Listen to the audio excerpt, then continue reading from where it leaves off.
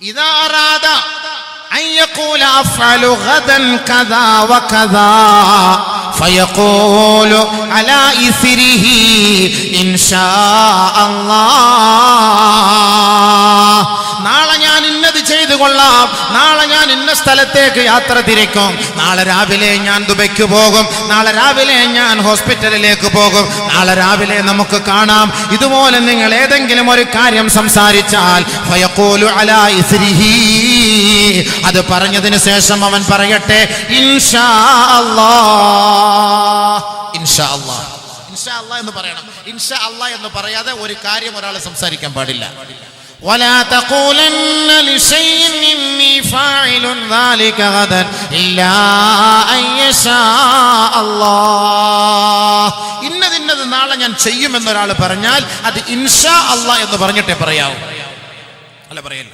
5 6 إذا أصابته مصيبة قالوا إنا لله وإنا إليه راجعون. ഒരു മുസീബത്ത് വന്നാൽ, ഒരു മരണം സംഭവിച്ചാൽ, ഒരു രോഗം സംഭവിച്ചാൽ, ഒരു അപകടം സംഭവിച്ചാൽ, നമ്മുടെ കുട്ടികൾക്ക് വല്ലതും സംഭവിച്ചാൽ, നമ്മുടെ വീടിന് വല്ല ന്യൂനതകളോ അപാകതകളോ സംഭവിച്ചു പോയാൽ, നമ്മുടെ വിലപിടിപ്പുള്ള സാധനം നഷ്ടപ്പെട്ടു പോയാൽ ഫയഖൂലു, അവൻ പറഞ്ഞുകൊള്ളട്ടെ ഇന്നാ ലില്ലാഹി വ ഇന്നാ ഇലൈഹി റാജിഊൻ.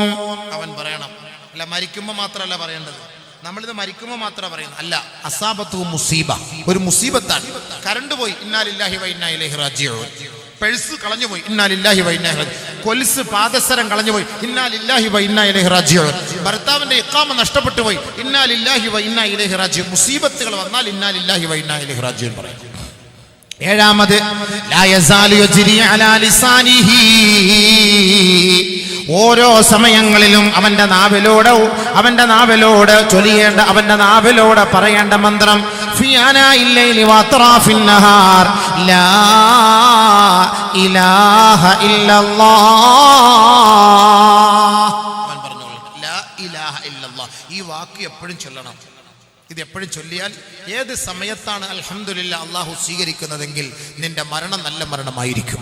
ഈ 7 കാര്യം മൻ ഹഫിള സബ്അ കലിമാത്തിൻ, ആരെങ്കിലും ഈ 7 കാര്യങ്ങൾ കാണാതെ പഠിച്ചാൽ ഫഹുവ ഇൻദല്ലാഹി ശരീഫുൻ വ ഇൻദൽ മലായികതി ശരീഫ്, അല്ലാഹുവിങ്കലും മാലാഖമാരുടെ അരികിലും അവൻ ശ്രേഷ്ഠനാണ്, മഹോന്നതനാണ്. വ ഹയാതുഹു വ മമാതുഹു ഖൈറാ, അവരുടെ ജീവിതവും അവന്റെ തുടക്കവും അവന്റെ ഒടുക്കവും സന്തോഷമായിരിക്കും. വഗഫറ ദംബഹു, അവന്റെ പാപം അല്ലാഹു മാപ്പ് ചെയ്തു കൊടുക്കും.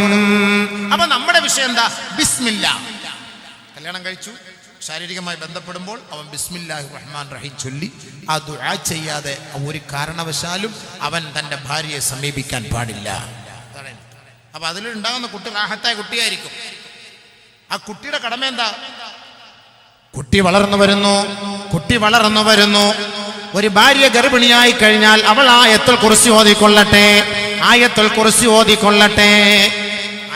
കൂടുതൽ ഓതുമ്പോൾ പ്രസവം റാഹത്താവും. സൂറത്തുൽ ഫലഖ് ഓതണം, സൂറത്തുൽ നാസ് ഓതണം. ഒരു ഗർഭിണിയായ പെണ്ണ് എപ്പോഴും ഓതിക്കൊണ്ടിരിക്കേണ്ട സൂറത്തുകളാണ് അതെല്ലാം. സൂറത്ത് യൂനുസിന്റെ 3 ആയത്തുകൾ, തുടക്കം മുതലുള്ള 3 ആയത്തും അതും പാരായണം ചെയ്യണം. സൂറത്ത് മറിയം ഓതണം. ഒരു ഗർഭിണിയായ പെണ്ണ് ഇതൊക്കെ ഏറ്റെടുക്കേണ്ട ഉത്തരവാദിത്തങ്ങളാണ്. ഇതൊക്കെ ചൊല്ലണം. ഒക്കെ ചെയ്തു കഴിഞ്ഞാൽ അൽഹംദുലില്ലാ ഇടങ്ങേറുകളൊക്കെ മാറും. ഏതെങ്കിലും ഗർഭിണിയായ പെണ്ണിന് അസ്വസ്ഥതയുണ്ട്, ഗർഭത്തിൽ മുഴയുണ്ട്, പ്രശ്നമുണ്ട്, അല്ലെങ്കിൽ കുട്ടിയുടെ കഴുത്തിൽ എന്താ പറയാ കുടല് ചുരുണ്ട് കിടക്കുകയാണ്, അല്ലെങ്കിൽ ഇടങ്ങേറായി കിടക്കുകയാണ്, കുട്ടി തിരിഞ്ഞു കിടക്കുകയാണ്, ഇങ്ങനെയൊക്കെയുള്ള പ്രശ്നങ്ങൾ ഡോക്ടർമാരെല്ലാം പറയുന്നുവെങ്കിൽ ഇഹ്ദിനസ് സിറാത്തൽ മുസ്തഖീം, കൂടുതൽ സമയം നിങ്ങൾ കുറഞ്ഞത് 313 പ്രാവശ്യമെങ്കിലും നിങ്ങൾ പറയണേ അല്ലാഹുവേ നേരായ മാർഗം നീ തുറന്നു തരണമേ അല്ലാഹ്. നേരായ വഴി, എല്ലാ ഇടങ്ങേറും അല്ലാഹ് മാറ്റിത്തരും. വയറ്റിന്റെ ഉള്ളിലുള്ള ഇടങ്ങേറും അല്ലാഹ് മാറ്റിത്തരും. ഗർഭപാത്രത്തിൽ മുഴയുള്ള പെണ്ണുങ്ങൾ ഈ ദുആ ചെയ്യണം, ഇഹ്ദിനസ് സിറാത്തൽ മുസ്തഖീം. തീർച്ചയായും ആ ഇടങ്ങേറുകളൊക്കെ അല്ലാഹ് ഒഴിവാക്കി തരും. വെറുതെ ഒന്നുമല്ല, ഇതൊക്കെ വലിയ സംഭവങ്ങളാണ്. പ്രസവത്തിന് വേണ്ടി കയറ്റിയ പെണ്ണ് ലേബർ റൂമിലേക്ക് കൊണ്ടുപോകുന്നു. സമയത്തി പക്ഷെ ഇന്നാണോ നാളെയാണോ മറ്റന്നാളെന്ന് അറിയില്ല.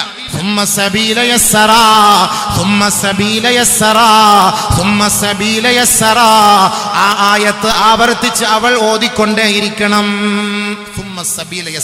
വഴി എളുപ്പാക്കണേ അല്ലാ, വഴി എളുപ്പാക്കണേ അല്ലാ, വഴി എളുപ്പാക്കണേ അല്ലാ. ഒരു ഗർഭിണിയായ പെണ്ണിന്റെ പ്രസവം എളുപ്പാക്കാൻ അതൊരു കാരണമാണ്. പ്രസവം കഴിഞ്ഞാൽ എൻ്റെ പൊന്നു സഹോദരങ്ങളെ, ആ കുഞ്ഞിനെ നിങ്ങൾ എടുത്തിട്ട് ചെയ്യേണ്ട ഉത്തരവാദിത്തം എന്താണ്? വലത് കാതിൽ ബാങ്കും ഇടത് കാതിൽ ഇഖാമത്തും കൊടുത്തിട്ട് വലത് കാതിൽ നിങ്ങൾ സൂറത്ത് ഇഖ്ലാസ് പാരായണം ചെയ്യണേ, ഇടത് കാതിൽ സൂറത്ത് അറാഫിന്റെ 36-ാമത്തെ ആയത്ത് മോദി കൊടുക്കണേ. ഇത് ഖാലത്ത് ഇംറാത്തു ഇമ്രാൻ റബ്ബി ഇന്നി നദറതു ലക മാ ഫീ ബത്നി മുഹററാ ഫതഖബ്ബൽ മിന്നി ഇന്നക അൻതസ് സമീഉൽ അലീം. ഫലമ്മാ വദഅതുഹാ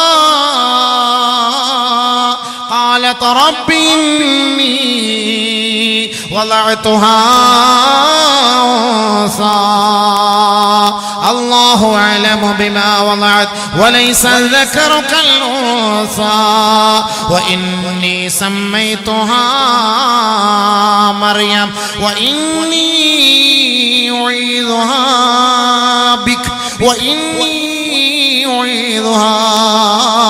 بك وذريتها من الشيطان الرجيم. ആ കുട്ടിയുടെ ഇടത് കാതിൽ ഈ ആയത്ത് നിങ്ങൾ ഓതിക്കൊടുത്താൽ ഇന്നി ഉഈദുഹാ ബിക വദുർരിയതഹാ മിനശ് ശൈത്താനിർ റജീം. അല്ലാഹുവേ, നീ എനിക്ക് തന്ന എൻ്റെ പൊന്നോമനക്ക് ഞാൻ മറിയമെന്ന് പേരിടുകയാണ്. അല്ലാഹുവേ, ഞാൻ ദുആ ചെയ്യുന്നു നാഥാ, അവളെ പിശാചിന്റെ ശർറിൽ നിന്ന് സംരക്ഷിക്കണേ അല്ലാ. അവളെയും അവളുടെ സന്താന പരമ്പരകളെയും പിശാചിന്റെ ശർറുകളെ തൊട്ട് നീ കാത്തുകൊള്ളണേ അല്ലാ. നിന്നോട് അഭയം തേടുന്നു അല്ലാ എന്ന് ഓരോ സഹോദരിമാരും സഹോദരങ്ങളും തന്റെ മക്കളോട് ദുആ ചെയ്തു കൊള്ളട്ടെ. ആരെങ്കിലും ഈ ഒരു ആയത്ത് തന്റെ മക്കൾക്ക് ചെവിയിൽ ഓതിക്കൊടുത്താൽ ആ കുട്ടി വ്യഭിചരിക്കുകയില്ല, ഒളിച്ചോടുകയില്ല. വ്യഭിചരിക്കുകയില്ല, ഒളിച്ചോടുകയില്ല. അല്ലാഹ് സംരക്ഷിക്കും. കാരണം എന്താ? തുടക്കത്തിലെ ദുആ ചെയ്തു. എന്താ ബാക്കി സമയമായോ? നിർത്താൻ സമയമായോ? അങ്ങനെ പറയണം കേട്ടോ. നിർത്താൻ സമയം അപ്പോഴേ പറയണം. അല്ല കൈ വെക്കണം. അൽഹംദുലില്ലാഹ് 11 വരെ. ഓക്കേ, ശരി, ഇൻഷാ അല്ലാഹ്. അതുകൊണ്ട് ഇന്നി ഉഈദുഹാ ബിക വദുർരിയതഹാ മിനശ് ശൈത്താനിർ റജീം. ശൈത്താന്റെ ശർറിനെ തൊട്ട് അവളെയും അവളുടെ സന്താനത്തെ നീ കാത്തുകൊള്ളണേ അല്ലാ എന്ന് ദുആ ചെയ്യണം. അപ്പോൾ ഓള് പ്രസവിച്ചാൽ അവളുടെ കുട്ടിയിൽ എന്ത് കിട്ടും? അതിന്റെ ബർക്കത്ത് ഉണ്ടാവും. ഇനിയുള്ള ബാച്ചിലേഴ്സ് കഴിഞ്ഞതൊക്കെ കഴിഞ്ഞു. അതിനിപ്പോ ഓതിട്ട് വലിയ കാര്യമൊന്നുമില്ലല്ലോ. വെട്ടാൻ പോകുന്ന പോത്തിന് വേദം ഓതിട്ട് കാര്യമില്ല എന്ന് പറയുന്ന പോലെ അത് സംഭവം കഴിഞ്ഞു. ഇനിയുള്ള നിങ്ങളുടെ പെണ്ണുങ്ങന്മാര് ഗർഭിണികളാണെങ്കിൽ ഈ പറയപ്പെട്ട ആയത്തുകളൊക്കെ ഓതണം. എന്നിട്ട് അത് കുട്ടി ജനിക്കുമ്പോൾ മറക്കാതെ സൂറത്തുൽ ഇഖ്ലാസ് ഈ ആയത്ത് ഓതണം. ആ കുട്ടി ഒളിച്ചോടുകയില്ല, ഇൻഷാ അല്ലാഹ് വ്യഭിചരിക്കുകയില്ല, ഉറപ്പാണ്.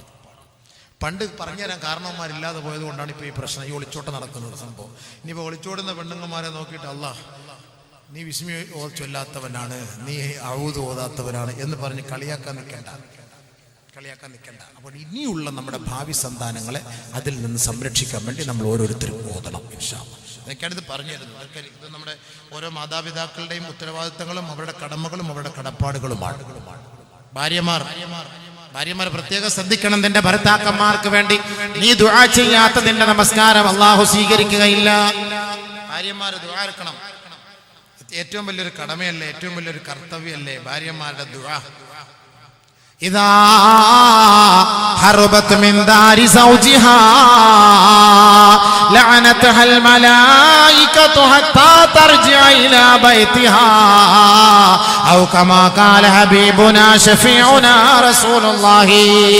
തന്റെ ഭർത്താവിന്റെ അനുവാദമില്ലാതെ തന്റെ വീട്ടിൽ നിന്ന് പുറത്തേക്ക് പോകുന്ന പെണ്ണുങ്ങളെ, സഹോദരിമാരെ, അവളുടെ മേൽ അല്ലാഹുവിന്റെ ശാപമാണ്. അവൾ തന്റെ ഭർത്താവിന്റെ പുറയിലേക്ക് മടങ്ങി വരുന്നത് വരെ അല്ലാഹുവിന്റെ കോപം ഇറങ്ങുമെന്ന് ഹബീബുനാ റസൂലുള്ളാഹി. വഇന്നൽ മർഅത ഇദാ സല്ലത്ത് വലം തദ്ഉ ലിസൗജിഹാ ലം തുഖ്ബൽ സലാത്തുഹാ ഹത്താ തദ്ഉ ലിസൗജിഹാ ഔ കമാ ഖാല റസൂലുള്ളാഹി ഏതെങ്കിലും ഒരു പെണ്ണ് അവൾ നമസ്കാരം കഴിഞ്ഞ പാടെ തന്റെ ഭർത്താവിന് വേണ്ടി ദുആ ചെയ്യാതെയാണ് ആ നമസ്കാരം അവൾ പൂർത്തീകരിച്ചതെങ്കിൽ അല്ലാഹുവിന്റെ പ്രവാചകൻ പറയുന്നു ലം തുഖ്ബൽ സലാത്തുഹാ, അവളുടെ നമസ്കാരം അല്ലാഹു സ്വീകരിക്കുകയില്ല. ഹത്താ തദ്ഉ ലിസൗജിഹാ, തന്റെ ഭർത്താവിന് വേണ്ടി ദുആ ചെയ്യാത്ത ഒരു ഭാര്യമാരുടെ നമസ്കാരം അല്ലാഹു സ്വീകരിക്കുകയില്ല.